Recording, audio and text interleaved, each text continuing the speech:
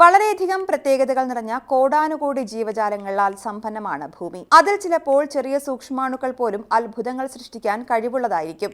അത്തരത്തിലൊന്നാണ് കുപ്രിയാവിഡസ് മെറ്റാഡുലാറസ് എന്ന അപൂർവ ഇനം ബാക്ടീരിയ. സ്വർണ്ണ വിസർജ്യ ബാക്ടീരിയ എന്നാണ് ഇതറിയപ്പെടുന്നത്. സ്വർണ്ണ സംയുക്തങ്ങളെ ശുദ്ധസ്വർണ്ണമാക്കി മാറ്റാനുള്ള സവിശേഷമായ കഴിവാണ് ഈ ബാക്ടീരിയയ്ക്കുള്ളത്. ചെമ്പ്, സ്വർണം എന്നിവ ഉൾപ്പെടെ മറ്റ് ഘനലോഹങ്ങൾ അടങ്ങിയ അന്തരീക്ഷത്തിൽ ഈ ബാക്ടീരിയയ്ക്ക് ജീവിക്കാൻ കഴിയും. ഈ ലോഹങ്ങളെയൊക്കെ വിഘടിപ്പിക്കുകയും യഥാർത്ഥ സ്വർണത്തിന്റെ ചെറിയ കഷ്ണങ്ങളൊക്കെ പുറത്ത് വിടാനുള്ള ഇവയുടെ കഴിവാണ് സ്വർണം വിസർജിക്കുന്ന ബാക്ടീരിയ എന്ന് ഇവ അറിയപ്പെടാൻ കാരണം.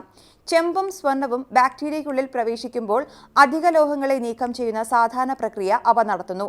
ബാക്ടീരിയ ഉൽപ്പാദിപ്പിക്കുന്ന സ്വർണം ആഭരണങ്ങളിൽ കാണപ്പെടുന്ന സ്വർണത്തെ പോലെ വലിപ്പമുള്ളതോ തിളക്കമുള്ളതോ അല്ല.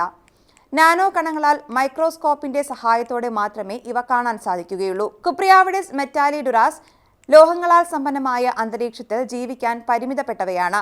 സ്വർണ്ണ, ചെമ്പ് ഖനികൾ, വ്യവസായ മാലിന്യം തള്ളുന്ന സ്ഥലങ്ങൾ, ലോഹസാന്ദ്രത കൂടിയ മണ്ണ് ഇവിടങ്ങളിലൊക്കെ ഇവയെ കാണാൻ കഴിയും.